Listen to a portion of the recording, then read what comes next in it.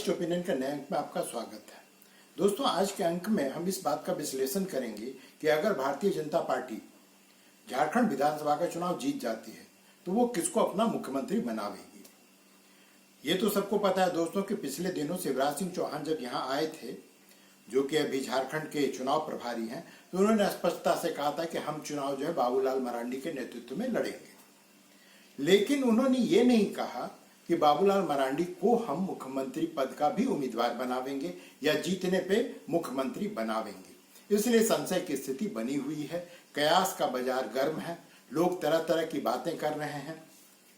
आइए आज के अंक में इसी बात का विश्लेषण करते हैं। लेकिन मैं विश्लेषण करूं और वीडियो में आगे बढ़ूं उससे पहले आप लोगों से एक निवेदन है कि दोस्तों थोड़ा सा अपने उंगली को तकलीफ दीजिए, सब्सक्राइब बटन दबा दीजिए, दोस्तों के साथ शेयर कीजिए, लाइक कीजिए और अगर आपको वीडियो अच्छा लगे या खराब लगे किसी भी स्थिति में कमेंट जरूर करें। आइए शुरू करते हैं आज का वीडियो। दोस्तों, भारतीय जनता पार्टी की परंपरा रही है कि कुछ राज्यों को अगर आप छोड़ दें तो हर राज्य में वो चुनाव बिना किसी मुख्यमंत्री पद के उम्मीदवार के या मुख्यमंत्री पद के उम्मीदवार घोषित करके चुनाव लड़ती है, वो कहीं नहीं लड़ती है। हरियाणा का उदाहरण है। उससे पहले जो है जब अभी मध्य प्रदेश में चुनाव हुआ तो शिवराज सिंह जी के नेतृत्व में चुनाव लड़ा गया था, उनको मुख्यमंत्री पद का उम्मीदवार नहीं बनाया गया था। पिछले दिनों महाराष्ट्र में भी ऐसा ही हुआ था और सब जगहों को, उड़ीसा में, छत्तीसगढ़ में, जहां भी आप जाएंगे इन्होंने मुख्यमंत्री पद का उम्मीदवार जो है वो पहले घोषित नहीं किया। और ये परंपरा सिर्फ भारतीय जनता पार्टी तक सीमित नहीं है। दोस्तों, आपको याद होगा कि जब कर्नाटक में चुनाव था या फिर जब तेलंगाना में चुनाव हुआ, हिमाचल प्रदेश में चुनाव हुआ, जिन जगहों पर विधानसभा के चुनाव में कांग्रेस को जीत मिली, उन्होंने चुनाव से पहले अपना मुख्यमंत्री उम्मीदवार जो है घोषित नहीं किया था। ये इसलिए कोई भी पार्टी नहीं करती है क्योंकि अगर आप पहले ही अगर किसी को उम्मीदवार घोषित कर देंगे तो स्वाभाविक है कि वहां पे अन्य लोग भी होते हैं हर राज्य में जो जिनके मन में मुख्यमंत्री बनने की लालसा होती है। तो इससे होता क्या है कि पार्टी में गुटबाजी प्रारंभ हो जाती है और इसका जो है नकारात्मक प्रभाव जो है वो चुनाव पर पड़ता है। इसलिए कोई भी पार्टी अगर कोई बहुत ही सशक्त नेता उसके पास हो तब तो वो उसको उम्मीदवार घोषित कर देती है, लेकिन अधिकांशतः वो जो है अपना उम्मीदवार चुनाव से पहले घोषित नहीं करती है। और यही परंपरा मुझे लगता है कि झारखंड में भी निभाया जाएगा। लेकिन अगर भारतीय जनता पार्टी चुनाव जीत जाती है तो स्वाभाविक है कि सबसे पहला और जो मुख्य कंटेंडर होगा इस पद के लिए, मुख्यमंत्री पद के लिए, वो होंगे बाबूलाल मरांडी। अब बाबूलाल मरांडी हैं कौन? सबको पता है कि वो झारखंड के पहले मुख्यमंत्री हैं। उनका बैकग्राउंड जो है वो संघ का रहा है और वो बहुत ही मृदुभाषी हैं, सॉफ्ट स्पोकन हैं, बहुत ही लोगों से मिलने जुलने में उनको कोई परेशानी नहीं होती है और वो अपने अहम को कहीं ना कहीं पीछे रखते हैं। ये तो हुआ इनका गुण, लेकिन दोष भी इनका यही गुण है क्योंकि ये एग्रेसिव नहीं है। ये जो है लोगों को इस प्रकार से संबोधित नहीं करते हैं कि वो जो आजकल का नियम है, चलन है कि लोगों के बीच में जाइए, भावनात्मक भाषण दीजिए और लोगों को अपने तरफ आकर्षित कीजिए, वो इनमें कमी है। दूसरी चीज ये है कि ये एडमिनिस्ट्रेटर के तौर पर अगर आप इनको देखें तो ये अभी तक सिद्ध नहीं कर पाए कि इनकी प्रशासनिक क्षमता जो है वो बहुत ही अच्छी है। आप रघुवर दास को जितना भी गाली बकना हो, लेकिन वो कहीं ना कहीं इनसे बेहतर प्रशासक थे। तो ये जो है इनका माइनस पॉइंट है। दूसरी चीज जो भारतीय जनता पार्टी के लोगों को खटकती है वो ये है कि जब इनको 2003 में मुख्यमंत्री पद से हटाया गया तो इन्होंने भारतीय जनता पार्टी को छोड़ करके अपनी नई पार्टी बनाई। आपको पता ही है उसका नाम था झारखंड विकास मोर्चा प्रजातांत्रिक, और ये कहीं ना कहीं भाजपा की जड़ काटते रहे। ये तो जैसे होता है कि लौट के बुद्धू घर को आए, लौट के बुद्धू घर को आए। इस तरह से जब ये सब जगह से हार गए तब अंततः इन्होंने फिर से भारतीय जनता पार्टी की शरण ली है, क्योंकि इनके पार्टी को विधानसभा चुनाव में पहली बार तो 6 सीट जीत भी गए थे, उसके बाद से इनको कोई बहुत ज्यादा सफलता नहीं मिली और ये खुद 2-2 सीट से विधानसभा का चुनाव हार गए। तो ये इनका निगेटिव पॉइंट है। लेकिन ये आज भी भारतीय जनता पार्टी के सबसे बड़े चेहरे हैं, संताल समाज से आते हैं, तो ये सब इनके पक्ष में जाता है। अब आइए बात करते हैं दूसरे कंटेंडर की। दूसरे कंटेंडर है अर्जुन मुंडा। अर्जुन मुंडा ने अपना राजनीतिक जीवन, जैसा कि आपको पता ही है, झारखंड मुक्ति मोर्चा से प्रारंभ किया था। बाद में फिर ये उसको छोड़ करके भारतीय जनता पार्टी में शामिल हुए। जब राज्य का निर्माण हुआ तब ये मंत्री बने। उसके बाद में बाबूलाल मरांडी के बाद में इनको दूसरा मुख्यमंत्री बनने का सौभाग्य प्राप्त हुआ। ये मुंडा समाज से आते हैं। हालांकि हर चुनाव से पहले इनके मुंडा होने पर ही प्रश्न चिन्ह लगाया जाता है। जो इनके विरोधी होते हैं वो कोर्ट तक गए हैं, लेकिन ये अभी भी मुंडा समाज से के ही हैं और मुंडा राजनीतिज्ञ के रूप में ही जाने जाते हैं। यहाँ पर जैसा कि आपको पता ही है कि बाद में इनको सेंटर में भेज दिया गया, वहां पर इनको मंत्री बनाया गया, कैबिनेट रैंक मिनिस्टर बनाया गया। भारतीय जनता पार्टी ने इनको अपना उपाध्यक्ष बनाया। और एक बात जो इनके पक्ष में जाती है वो ये है दोस्तों कि जो आप आज से 20 साल पहले अर्जुन मुंडा को जानते थे, आज के अर्जुन मुंडा में आसमान जमीन का फर्क है। ये अब एक अच्छे प्रशासक और केंद्र में जाकर के इन्होंने बहुत कुछ सीख लिया है। इन्होंने अपने प्रशासनिक क्षमता का विस्तार किया, उसमें बढ़ोतरी की है और उस कला के अब ये माहिर भी हो गए। इनका दुर्भाग्य है कि फिर से ये खूंटी से चुनाव इस बार लोकसभा का हार गए, नहीं तो ये फिर से मंत्री बनते, ये फिर से कैबिनेट रैंक मिनिस्टर बनते। और अब हार गए हैं तो ये इनके नकारात्मक ये है कि भाई जब आप अपना लोकसभा का सीट ही नहीं निकाल पाते हैं, और इस बार पार्टी इनको हर हाल में विधानसभा का चुनाव लड़ाने जा रही है। अगर ये जीत जाते तो ये कंटेंडर तो होंगे, लेकिन अब इनकी जो लोकप्रियता है वो भी ढलान पर है, तो ये फिर से मुख्यमंत्री बनाए जाएंगे, इसकी संभावना बहुत ही कम है। अब आइए आते हैं तीसरे कंटेंडर पे। ये दोनों जो हैं, एक तो है संताल समाज से बाबूलाल मरांडी, जो अर्जुन मुंडा नाम से ही पता है को मुंडा समाज से आते हैं। झारखंड में आज तक किसी भी पार्टी ने किसी उरांव को मुख्यमंत्री नहीं बनाया है, जबकि जनसंख्या की दृष्टि से अगर देखा जाए तो वो आदिवासी समाज में तीसरे नंबर पर उनकी जनसंख्या आती है। वो पढ़ा लिखा समाज है और हर गुण संपन्न है, लेकिन उस समाज के किसी भी व्यक्ति को आज तक झारखंड में मुख्यमंत्री बनने का सौभाग्य प्राप्त नहीं हुआ है। तो मैं एक नया नाम आपके सामने पेश करता हूं, वह समीर उरांव। समीर उरांव, जैसा कि नाम से ही पता है कि वो उरांव जाति से आते हैं, उरांव आदिवासी समाज से उनका संबंध है।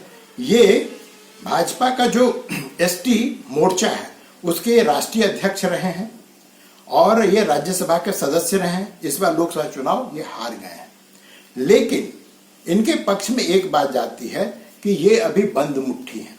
इनके बारे में कुछ भी लोगों को बहुत ज्यादा पता नहीं है। ये सामाजिक कार्यों से जुड़े रहे हैं और अपने क्षेत्र में ये विशेष करके उरांव समाज के बीच में काफी सामाजिक कार्य करते रहे हैं। तो हो सकता है कि इस बार इनके भाग्य से छींका फूट ही जाए, क्योंकि अगर जैसा कि हरियाणा में जाटों की बहुलता है, लेकिन भारतीय जनता पार्टी ने मनोहर लाल खट्टर को, जो जाट नहीं है, उनको मुख्यमंत्री बनाया। तो हो सकता है कि इस बार भारतीय जनता पार्टी संताल और मुंडा को छोड़ करके हो सकता है उरांव को अपना मुख्यमंत्री बना दे, और ये एक बहुत बड़ी बात होगी, क्योंकि इसके साथ ही जो उरांव समाज है वो स्वाभाविक है कि समीर उरांव के पीछे गोलबंद हो जाएगा। दोस्तों, यहाँ पर मैं थोड़ा सा विषयांतर होगा, लेकिन आपको बताता चलूं, उरांव समाज कभी भी झारखंड मुक्ति मोर्चा का ब्लाइंड सपोर्टर नहीं रहा है। वो कभी भी नहीं रहा, क्योंकि उनका मानना है कि झारखंड मुक्ति मोर्चा मुख्यतः संतालों की पार्टी है और इसलिए उसके समर्थन में कभी नहीं गए हैं। ये कांग्रेस समर्थक रहे हैं और जब कांग्रेस ढलान पे आई तो इन्होंने भारतीय जनता पार्टी को समर्थन दिया है। तो ये उरांव लोगों का इतिहास रहा है। तो इसके कारण हो सकता है कि समीर उरांव को मौका मिल जाए।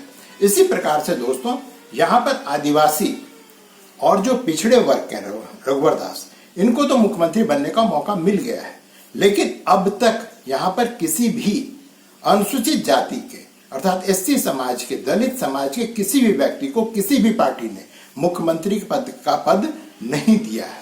इस बार अमर बावरी जिस तरह से एक्टिव है और अमर बावरी जिस प्रकार से विपक्ष के नेता के रूप में अपना व्यवहार लोगों के सामने रख रहे हैं और जिस प्रकार से एग्रेसिव ढंग से अपनी बात को विधानसभा में रख रहे हैं, लोगों के बीच में रख रहे हैं, इससे लगता है कि इनका भी खाता खुल सकता है। लेकिन इनके साथ भी एक माइनस पॉइंट है, वो जो बाबूलाल मरांडी के साथ में है कि जब बाबूलाल मरांडी पार्टी छोड़कर गए थे तो अमर बावरी भी उनके साथ गए थे, लेकिन अमर बावरी ने हवा का रुख देख करके 2014 में ही भारतीय जनता पार्टी में अपनी वापसी कर ली थी। यही कारण है कि भारतीय जनता पार्टी ने इनको विधानसभा में विपक्ष का नेता बनाया और ये काफी लोगों के बीच में रहने वाले व्यक्ति हैं और काफी कुशल प्रशासक भी लगते हैं। तो हो सकता है कि इनके भाग्य का खाता भी इस बार खुल जाए और हो सकता है कि झारखंड को पहला दलित मुख्यमंत्री भी मिल जाए। इसकी संभावना बहुत ज्यादा है। अब यहाँ दोस्तों एक और बात, ये तो मैंने बताया ये चारों के चारों उम्मीदवार जो है ये पुरुष हैं। यहाँ पे कोई महिला भी मुख्यमंत्री नहीं बनी है। जब हेमंत सोरेन जेल में थे या जेल जाने वाले थे तब एक बार हवा उड़ी थी कि संभवतः उनकी पत्नी कल्पना सोरेन को मुख्यमंत्री बना दिया जाएगा और उनके पक्ष में ये हवा काफी तेजी से बही और लोग भी उनके पीछे गोलबंद होना प्रारंभ हो गए। लोगों को लगा कि कल्पना सोरेन जो है एक अच्छी मुख्यमंत्री साबित होंगी, पहली महिला मुख्यमंत्री होंगी, लेकिन ऐसा हो नहीं सका। अब दोस्तों संभवतः आप लोगों को याद हो या ना हो, पिछले लोकसभा में ही महिला बिल पास कर दिया गया है। अर्थात 2029 का जो चुनाव होगा लोकसभा का या उसके बाद जो भी विधानसभा का चुनाव होगा उसमें हर राज्य में 33% विधानसभा की सीट जो है वो महिलाओं को मिलेगा। जी, इस पर जो अभी जो राजनीतिक दल है विशेष ध्यान नहीं दे रहे हैं। उनको लगता है कि अरे अभी तो 5 साल बाकी है, 5 साल में बहुत कुछ हो जाएगा।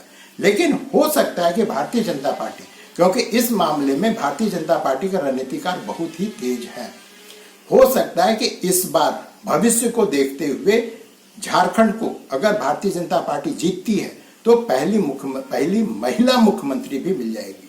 अब महिला मुख्यमंत्री के 2 दावेदार हैं, एक संताल परगना में है और दूसरी कोल्हान में है। आइए पहले संताल परगना चलते हैं। संताल परगना में जैसा कि दोस्तों आपको पता ही कि लुइस मरांडी जो एक बड़ा चेहरा है, वो हेमंत सोरेन को भी दुमका में विधानसभा का चुनाव हरा चुकी हैं और वो काफी तेज तरार कुशल नेता है। जब राजनाथ सिंह जी का टीम बना था तो उस टीम में ये सचिव हुआ करती थी, तो ये दिल्ली के राजनीति से भी काफी वाकिफ हैं। ये महिला आयोग की झारखंड में सदस्य रही हैं और भी इन्होंने अनेक पदों पर यहाँ पर जो झारखंड मुक्ति मोर्चा का जो महिला मोर्चा है उसकी वो अध्यक्ष रही हैं, तो इनको काफी अनुभव है और हो सकता है कि भारतीय जनता पार्टी इस बार लुइस मरांडी के चेहरे पे अपना दांव खेल ले। लेकिन लुइस मरांडी के साथ एक सबसे बड़ी जो माइनस पॉइंट है वो ईसाई हैं और भारतीय जनता पार्टी ने अब तक नॉर्थ ईस्ट को छोड़ करके कहीं भी किसी ईसाई को मुख्यमंत्री नहीं बनाया है। तो क्या इस बार भारतीय जनता पार्टी जो उनका अतीत है उसको बदल देगी, जो उनकी परंपरा है उसको बदल देगी और लुइस मरांडी को पहली महिला मुख्यमंत्री बनने का मौका झारखंड में भारतीय जनता पार्टी देगी? ये एक प्रश्न है, लेकिन ये प्रश्न ऐसा है जिससे भारतीय जनता पार्टी बच नहीं सकती है और भारतीय जनता पार्टी हमेशा ही नए तरह के प्रयोग करने के लिए जानी जाती है। तो हो सकता है कि इस बार लुइस मरांडी मुख्यमंत्री बन जाए। लेकिन एक और कंटेंडर है महिला मुख्यमंत्री की, वो है कोल्हान से।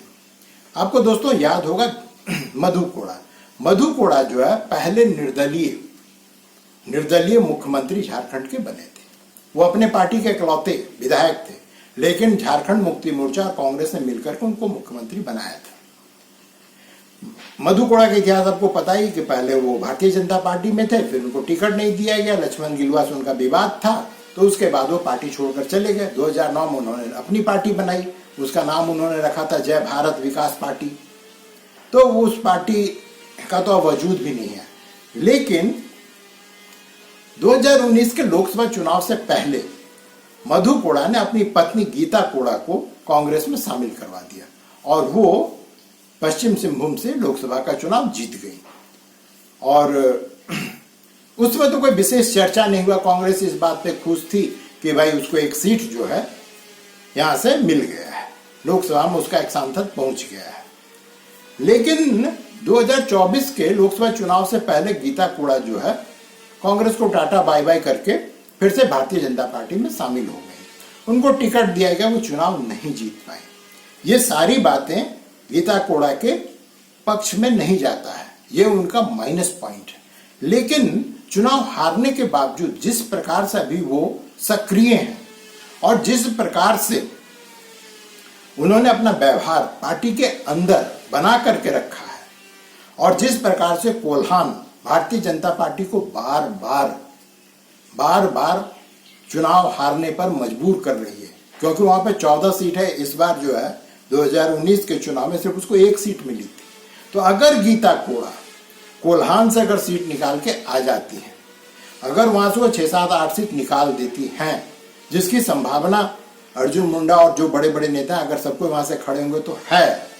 अगर ऐसा होता है तो आप गीता कोड़ा भी यहां पर मुख्यमंत्री बन सकती हैं, क्योंकि भारतीय जनता पार्टी अब जो ये बासी नेता हैं, इनको मैं बासी नेता कहता हूं, अर्जुन मुंडा है, बाबूलाल मरांडी, ये सब इतने, इनको देख देख के लोगों की आंखें थक चुकी हैं।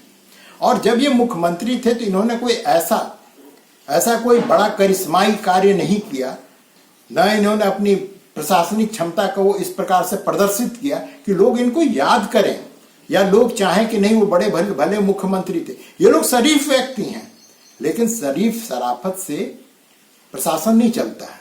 तो स्वाभाविक है कि अब जो है झारखंड को ऐसे नेता की जरूरत है जिसके पास में प्रशासनिक क्षमता हो, और जैसे लुइस मरांडी है, उनमें प्रशासनिक क्षमता है।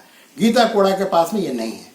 लेकिन अगर इनको मुख्यमंत्री बनाया जाएगा तो इनके पीछे एक टीम काम करेगा और उसके द्वारा जो है भारतीय जनता पार्टी यहाँ पर प्रशासन, शासन सबको संभाल पाएगी।